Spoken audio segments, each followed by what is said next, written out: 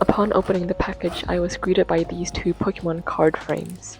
I believe these were some sort of bonus promotional items, but the seller was kind enough to throw these into the package for free, seeing as he knew how much I still love collecting Pokemon stuff. Here I am trying to fit in one of my favorite cards in my collection, the full art Retrogaming card from Silver Tempest. The next card I will put in is this Radiant Steelix card from Pokemon Lost Origin. Now it's time for the main event. The seller wrapped these up so nicely they felt really fragile. I was a little paranoid about damaging anything, so I made sure to carefully open the packaging to make sure I wouldn't drop or lose anything. These were precious cargo. But as soon as they were free and I could feel them on my hands, it felt so magical and so surreal. This was my first time seeing a Game Boy Color in person, let alone holding one and calling it my own. I felt like the luckiest, happiest person.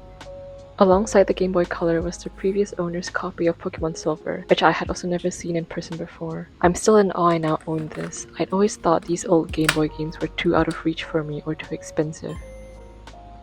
I was never able to relate to that nostalgic sound that people seem to revel in, but now I know, and I can only imagine how much stronger that feeling would be if you grew up with this gem. The internal battery has run dry, so I would need to replace this eventually. The condition of this Game Boy seems to be in top-notch shape as far as I can see. From the sounds of it, the seller has been storing this since childhood and kept it untouched. This is the 1998 Australian Game Boy Color and it was a limited edition console. There is an American version which had Togepi instead of Meowth. It felt surreal holding this cartridge, but just look at that shine and shimmer. I love how sparkly this cartridge is. I have to say, Pokemon excelled at their product presentation. I mean, just look at the gold and crystal cartridges too. They're just so eye candy. Even if I didn't know what Pokemon was, or even if I wasn't a fan, I would still get this cartridge just to display on my shelf as a shiny trinket. I'll try to keep this part brief, but trust me, it is necessary for context, which I will explain a bit later. So alongside the Game Boy Color, I bought a second-hand Pokemon Heart Gold cartridge. It's just loose cards with no case or manual, which I don't mind. Here I was just verifying its authenticity and I was really happy with how clean it looks overall. If I do come across the case and manual in the future, I would snag them up, but at this point it's not a priority. I'm just so glad I have the game in my possession. I will be exploring the save file in the future, so keep a lookout for that.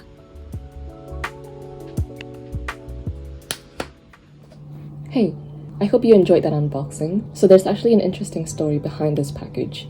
I wanted to get my hands on an English copy of Heart Gold since I already have a Japanese copy of Soul Silver. I was happy to get it loose because I just wanted to shiny hunt in the game. Anyway, I posted on a couple Pokemon groups on Facebook to see if anyone has it for a decent price. I had a few people offering to sell their loose cartridge for 150, 175 Australian dollars. Some were selling theirs complete with the plastic case and manual for $250 to $300. They were a little over my budget, so I had to decline. But a few days later, someone commented on my post saying he has a loose copy of his childhood Heart Gold somewhere, and if he finds it, he'll let me know and sell it to me. I didn't keep my hopes up. I thought maybe this person would also be selling it for at least $150, but I waited for his reply anyway. A few days later, he finally found it and messaged me with a picture of the card. I was like, cool, okay, how much would you like for it? And he said, what about $100?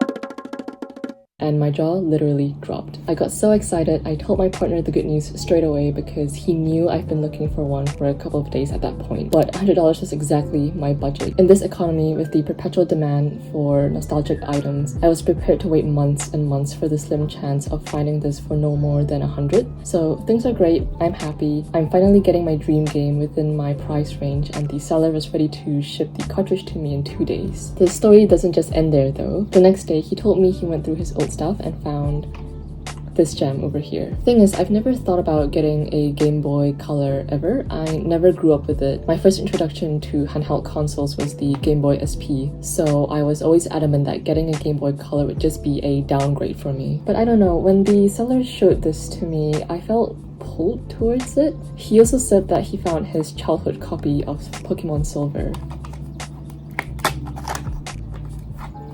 There it is. And he was just shocked that it still worked perfectly and all. Now, I've never played these older games before, none of red, blue, yellow, or gold or crystal. My introduction to Pokemon came from the Gen 3 games like Ruby, Sapphire, and Emerald. Still, I was really tempted. These would be the oldest items in my collection, maybe even older than me. So I thought long and hard about this, because when else would I get an opportunity like this? I mean, it's a limited edition retro console that is Pokemon themed. It's still in beautiful working condition. These kind of consoles would be a great emotional and financial investment to me. The seller was also super lovely and said he was willing to negotiate with me just for it to go to a good home, because it was just collecting dust at his place. I told the seller to give me a couple of minutes to think about it, and he was like, yeah, take your time. So I did my research to see what this was worth, just trying to rationalize the situation about whether or not I should even be getting this in the first place. Am I just falling prey to impulse buying? Do I really want this? And if so, how much would I be willing to pay for this? His initial offer for these two was $200 Australian based off of eBay listings, which I thought was fair because this wasn't in my want to buy list to begin with. I thought if I could get it for a price I was willing to pay, and considering he was also keen to get rid of it, I would give it a shot. So I offered $175 for both the console and the game, and he gladly accepted it. I felt this was a fair price and I was happy to pay the amount.